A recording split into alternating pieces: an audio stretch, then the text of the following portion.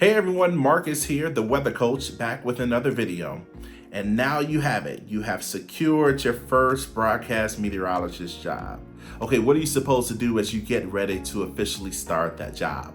Well, one of the first things I recommend is finding either a book or online resources that can help explain to you the weather of the region where you're headed. For instance, if you're headed to Chicago, if you can find a book that talks about Chicago weather or the weather in the Midwest, that'll be helpful. If you can find an online resource that talks about that as well, that will be great, or that would be great, so that way you can start preparing to deal with what the weather will be in the area where you are headed.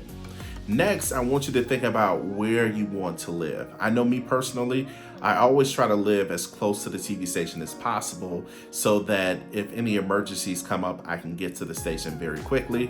Also, I have a fear of oversleeping, so I want to be as close to the station as possible so that way if I ever oversleep, I can still get to the station fairly quickly.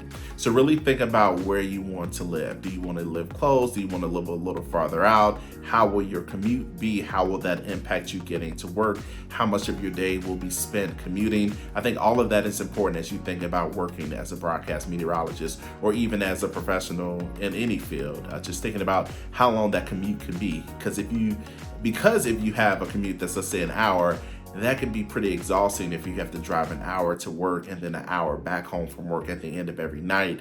And let's say you work a 9-hour day with an hour lunch, and then you add 2 hours of commuting. That's basically 11 hours of your day spent around getting to and from and working.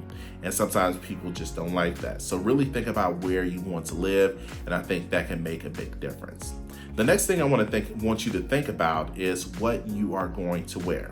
Now, typically men wear suits with ties when they're working as a broadcast meteorologist, unless they're out in the field. And if they're out in the field, they typically have on jeans and a polo.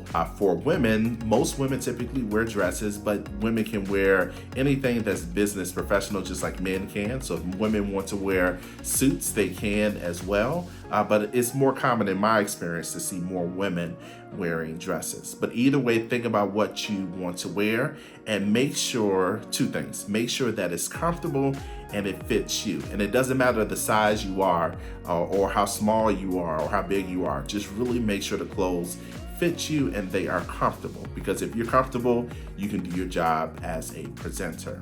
And then lastly, one of the things I recommend, if you can, if it's possible, maybe get to the station or see if somebody who works at the station or who's on your team could potentially let you into the workspace where you'll be working and broadcasting, so you can get an early look at the space where you'll spend most of your time, especially when it comes to presenting the weather.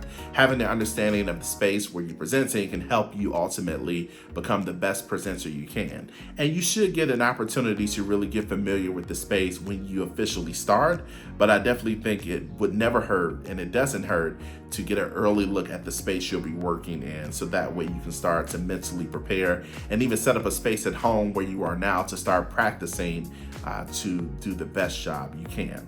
Now, these are just some of the things I recommend. If you have any other ones that you recommend, if you're a meteorologist watching this, definitely make sure to comment on the video. Otherwise, like and subscribe. And until the next video, thanks for watching and enjoy your day.